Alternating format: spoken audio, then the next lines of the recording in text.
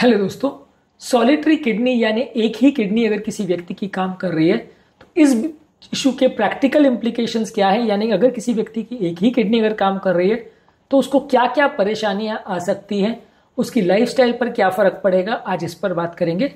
Solitary kidney के कारणों पर और उसके ट्रीटमेंट पर अलग हमने वीडियो पर बात करी है। आज इसके क्लिनिकल इम्प्लीकेशंस पर बात करेंगे। टॉपिक पर जाने से पहले जो लोग हमारे चैनल पर नए हैं उन्हें रिक्वेस्ट करूँगा कि चैनल को सब्सक्राइब करें, वीडियोस को लाइक करें, शेयर करें, फॉलो करें, कमेंट करें, पूरा देखें। टॉपिक बहुत ही इंपॉर्टेंट है इसलिए इसे एंड तक देखिएगा। चलिए शुरू करते हैं इंपॉर्टेंट वीडियो।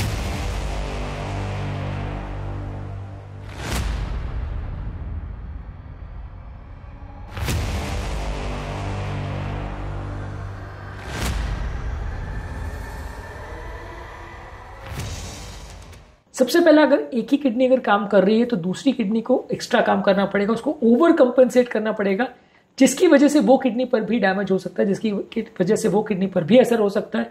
धीरे धीरे करके वो किडनी में ग्लोबुलर हाइपर फिल्ट्रेशन होगा, यानी ग्लोबुलरस जो एक कप जैसा छलनी जैसा स्ट्रक्चर होता है जिसमें से किडनी में ब्लड निकलता है, वो बहुत ज़्यादा ब्लड फिल्टर करने लगे, ओवर काम करने लगे, जिसकी वजह से वो भी एक तरह से थक जाए और उसके सेल्स भी मर जाए। ऐसा हो सकता है ग्लोबुलर हाइपर फिल्ट्रेशन की वजह से दूसरी किडनी में और ज़्यादा हाइपरट्रोफी और साइज बढ़ जाए और वो किडनी डैमेज हो जाए। ऐसा हो सकता है क्योंकि दो किडनी इंसान के सर्वाइवल के लिए ज़रूरी है, एक किडनी वेस्ट ऐसा बिल्कुल नहीं है, दोनों किडनी ही ज़रूरी है। अगर एक किडनी नहीं काम करती तो दूसरी को ओवर काम करना पड़ता है, उसके बदले काम चल जाएगा व्यक्ति का, बहुत अच्छे से नहीं चलेगा, काम चलने जैसा ही चलेगा। इसके अलावा रीनल फंक्शन मॉनिटरिंग की भी काफ़ी रेगुलरली आवश्यकता होती है, क्योंकि अगर एक ही किडनी काम कर रही होती तो दूसरी किडनी कब जवाब दे जाए इसका कोई भरोसा नहीं होता। कई बार क्रिएटिनिन वैल्यूज बढ़ने लग जाते हैं, जीएफआर गिरने लगता है, यूरिन एनालिसिस आपको बार बार करनी पड़ती है, तो आपको दूसरी किडनी में साइंस ऑफ डिसफंक्शन के लिए बार बार चेक करते रहना पड़ता है। कभी कभार ऐसा हो सकता है कि दूसरी किडनी भी बहुत जल्दी खराब हो जाए और आपको डायलिसिस के लिए या ट्रांसप्लांटेशन के लिए जाना पड़े। इसके अलावा पेशेंट का ब्लड प्रेशर कंट्रोल भी बहुत ज़्यादा मुश्किल हो जाता है। जब एक ही किडनी काम कर रही होती है तो ब्लड प्रेशर कंट्रोल करने के लिए जो किडनी द्वारा बनाए जाने वाले हार्मोन्स है उसमें काफ़ी गड़बड़ी हो जाती है, बहुत ज़्यादा रेनिन एंजियोटेंसिन सिस्टम एक्टिवेट हो जाता है, जिसकी वजह से ब्लड प्रेशर अनकंट्रोलेबल वे में बढ़ सकता है। तो अगर एक ही किडनी काम करे, खासकर अगर दूसरी किडनी कोई कारण से डैमेज हो गई और आपने सर्जरी करके नहीं निकाला हो, तो वो खराब किडनी कई बार ये हार्मोन्स को एक्स्ट्रा बनाती है, जिससे ब्लड प्रेशर बढ़ जाता है। तो ये एक बड़ा इशू हो जाता है कि जिसकी वजह से व्यक्ति को जो खराब किडनी है वो ठीक होने के बदले परेशान करने लगती है, तो उसकी वजह से आपको उस किडनी को कई बार निकालना पड़ता है, क्योंकि उसकी वजह से दूसरी किडनी के डैमेज होने का चांस बढ़ जाता है जब बीपी ओवरशूट करने लगता है। तो ये इंपॉर्टेंट इशू है कि जो हाइपरटेंशन का कंट्रोल है वो गड़बड़ हो जाता है जब एक ही किडनी काम करती है, तो क्योंकि दूसरी किडनी उसमें इंटरफेयर करने लगती है। इसके अलावा लोगों को प्रोटीन यूरिया ज़्यादा होने लगता है। जब एक किडनी काम करती है तो दूसरी किडनी प्रॉपर काम नहीं कर पाती, ज़्यादा फिल्ट्रेशन होता है, तो व्यक्ति का जो प्रॉपर जो प्रोटीन का अब्जॉर्प्शन वगैरह होना चाहिए था वो कई बार प्रॉपर नहीं काम कर पाता है, जिसकी वजह से ज़रूरत से ज़्यादा प्रोटीन छनने लगता है और ये भी एक बड़ा इशू होता है, प्रोटीन लॉस व्यक्ति को होता है। इसके अलावा आपको दूसरी किडनी जो है उसके लिए आपको इंजरी वगैरह में भी थोड़ा एक्स्ट्रा ध्यान रखना पड़ेगा कि कोई चोट वोट नहीं लग जाए, कोई ऐसी बीमारी की वजह से डैमेज नहीं हो जाए, डायबिटीज़, हाइपरटेंशन वगैरह ऐसी कोई बीमारी है, कोलेस्ट्रॉल वगैरह की बीमारी, तो और ज़्यादा ध्यान रखना पड़ेगा कि वो एक ही किडनी बिगड़ ना जाए, क्योंकि एक ही किडनी से काम चल रहा है, अगर किसी भी हालत में वो बिगड़ जाती है तो व्यक्ति को संभालना बचाना मुश्किल हो जाएगा। तो इस तरह के पेशेंट में और ज़्यादा सावधानी रखना पड़ेगा। किसी ट्रॉमा, इंजरी या इस तरह के और इश्यूज़ में भी वो किडनी डैमेज नहीं होनी चाहिए। सडनली बॉडी पर अगर कोई स्ट्रेस वगैरह भी आता है तो भी दिक्कत हो जाती है कि अगर कोई स्ट्रेस बॉडी को अफेक्ट करता है तो दूसरी किडनी को भी डैमेज कर सकता है, जो कि बड़ा इशू हो सकता है। तो सडन बॉडी का स्ट्रेस जो दो किडनी पर असर करेगा उससे कहीं गुना ज़्यादा एक किडनी वाले पेशेंट में अफेक्ट कर सकता है। इसके अलावा आपको डाइटरी कंसिडरेशन में भी प्रॉपर ध्यान रखना पड़ेगा। बहुत ज़्यादा आपको प्रोटीन नहीं खाना है, नमक भी प्रॉपर ध्यान रखना है, हाइड्रेशन का भी प्रॉपर ध्यान रखना है, ठीक हाइड्रेशन मेंटेन करना है, बहुत ज़्यादा भी नहीं, बहुत कम भी नहीं, बहुत ज़्यादा फैटी शुगरी वाली चीज़ें नहीं खाने। ये सारी चीज़ों का भी आपको ध्यान रखना पड़ेगा ताकि आपकी एक किडनी सही तरह से काम करती रहे। मेडिकेशन का जहाँ तक सवाल है, किडनी को प्रोटेक्ट करने वाली मेडिसिन लेनी है, किडनी को खराब करने वाली मेडिसिन नहीं लेनी है।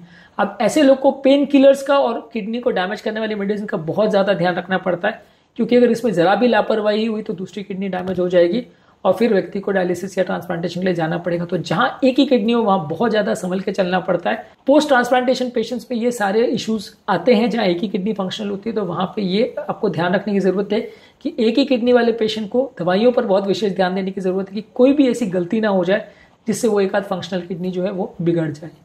इसके अलावा इस तरह के पेशेंट को क्रॉनिक किडनी डिजीज में जाने का चांस और लॉन्ग टर्म पूरा किडनी फेलियर में जाने का चांस कई गुना ज़्यादा होता है, क्योंकि ज़्यादातर केस में वो एक सिंगल किडनी बहुत लंबे समय तक काम नहीं चला पाती है, वो भी बिगड़ जाती है। तो इसलिए बहुत संभाल के आपने चलाया तो कोई रिस्क निकल जाते हैं, पर काफ़ी केस में कंडीशन बिगड़ती है और फाइनली पेशेंट को क्रॉनिक किडनी डिजीज में जाना पड़ता है, फाइनली इसको ट्रांसप्लांटेशन के जाना पड़ता है। इसलिए सॉलिटरी किडनी वाले पेशेंट में long term final kidney damage होने का चांस काफ़ी ज़्यादा होता है। इसके अलावा प्रेगनेंसी भी एक इंपॉर्टेंट इशू है। जिन लोग को सिंगल किडनी होता है वो बहुत ज़्यादा ध्यान रखना पड़ता है प्रेगनेंसी के दौरान भी, क्योंकि प्रेगनेंसी के दौरान उस एक सिंगल किडनी को कई गुना ज़्यादा काम करना पड़ेगा और उसके डैमेज होने का चांस भी कई गुना ज़्यादा होगा, खासकर अगर फीमेल पेशेंट को हाइपरटेंशन और इस तरह के और इश्यूज होते हैं प्रेगनेंसी के दौरान। तो प्रेगनेंसी के दौरान भी एक्स्ट्रा काउंसलिंग की ज़रूरत है कि उस फीमेल पेशेंट को प्रेगनेंसी अगर प्लान करनी है, उसका सिंगल फंक्शनल किडनी है तो उसको ज़्यादा रिस्क होगा, और अगर बहुत ज़रूरी हो तो ही प्रेगनेंसी करें, नहीं तो थोड़ा रिस्क हो सकता है। इसके अलावा लाइफस्टाइल एडजस्टमेंट में आपको हेल्दी लाइफस्टाइल रखना पड़ेगा, रेगुलर एक्सरसाइज करना पड़ेगा, बैलेंस डाइट रखना पड़ेगा, स्मोकिंग अल्कोहल अवॉइड करना पड़ेगा। ये सारी चीज़ें जो एक प्रॉपर हेल्दी किडनी के लिए आपको चाहिए वो सारी चीज़ें आपको करनी पड़ेगी। किडनी को हेल्दी रखने के लिए क्या क्या टिप्स की जरूरत है वो ऑलरेडी हमने काफ़ी वीडियोज़ में डिस्कस किया है, जो कि आप हमारे चैनल पर देख सकते हैं। तो लाइफस्टाइल एडजस्टमेंट आपको करने की ज़रूरत है। इसके अलावा कई प्रैक्टिकल और सोशल इंप्लीकेशंस भी होंगे, कई साइकोलॉजिकल इंप्लीकेशंस भी होंगे, क्योंकि कई बार क्या है, एक रिमेनिंग किडनी जब वर्क कर रही होती है तो कई बार लोग उसकी वजह से बहुत ज़्यादा फियर फैक्टर में आ जाते हैं, डरने लगते हैं, परेशान होने लगते हैं, डिप्रेशन एंग्जाइटी में भी चले जाते हैं। तो ये भी एक बड़ा इशू रहता है।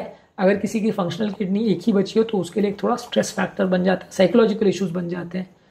इसके अलावा अगर किसी व्यक्ति को फैमिली प्लानिंग वगैरह करनी है और अगर उसको कंजेनाइटल एक किडनी एब्सेंट है तो उनको फैमिली प्लानिंग और जेनेटिक काउंसलिंग वगैरह के लिए भी जाना पड़ेगा, क्योंकि अगर ऐसी फैमिली में शादी हो जाती है जहाँ दोनों को इस तरह का जेनेटिक प्रॉब्लम है तो बच्चे को ट्रांसमिट होने का चांस बढ़ जाता है, बच्चों के प्री मैच्योर डेथ होने का चांस भी बढ़ जाता है जहाँ दोनों को ही किडनी रिलेटेड प्रॉब्लम है। तो ऐसे लोग को जब प्रेगनेंसी प्लान करते हैं या उनकी शादी प्लान करते हैं तो जेनेटिक काउंसलिंग और फैमिली प्लानिंग और प्री प्रेगनेंसी टेस्ट वगैरह ये सारी चीज़ें प्रॉपरली करनी पड़ती है, ताकि प्रेगनेंसी के दौरान बच्चे को भी ये सारी चीज़ें ना हो जाए। उन केसेस में जहाँ जेनेटिक प्रॉब्लम है, जहाँ सर्जिकली एक्वायर्ड सिंगल किडनी है, वहाँ पे ये इशू नहीं आएगा, पर जहाँ पे अगर जेनेटिक इश्यूज है कि कोई जन्म से किसी को किडनी एब्सेंट है तो वहाँ बच्चे को ट्रांसमिट हो सकती है, तो वो आपको एक्स्ट्रा ध्यान देना पड़ेगा। आज के टॉपिक में हमने बात करी सॉलिटरी किडनी की क्लिनिकल इंप्लीकेशंस क्या है। इसके अलावा अलग वीडियो में इसके ट्रीटमेंट टिप्स पर हमने बात करी है, इसके सिम्टम्स पर बात करी है, वो वीडियोज़ को भी जरूर चेकआउट करें। इसके कॉजेज़ पर भी अलग वीडियो पर हमने बात करी है। ये वीडियोज़ काफ़ी ज़्यादा इंपॉर्टेंट है, इन्हें ज़रूर देखें। टॉपिक एंड करने से पहले जो लोग हमारे चैनल पर नए हैं उन्हें रिक्वेस्ट करूँगा कि चैनल को सब्सक्राइब करें, वीडियोज़ को लाइक करें, शेयर करें, फॉलो करें, कमेंट करें, पूरा देखें। Thank you.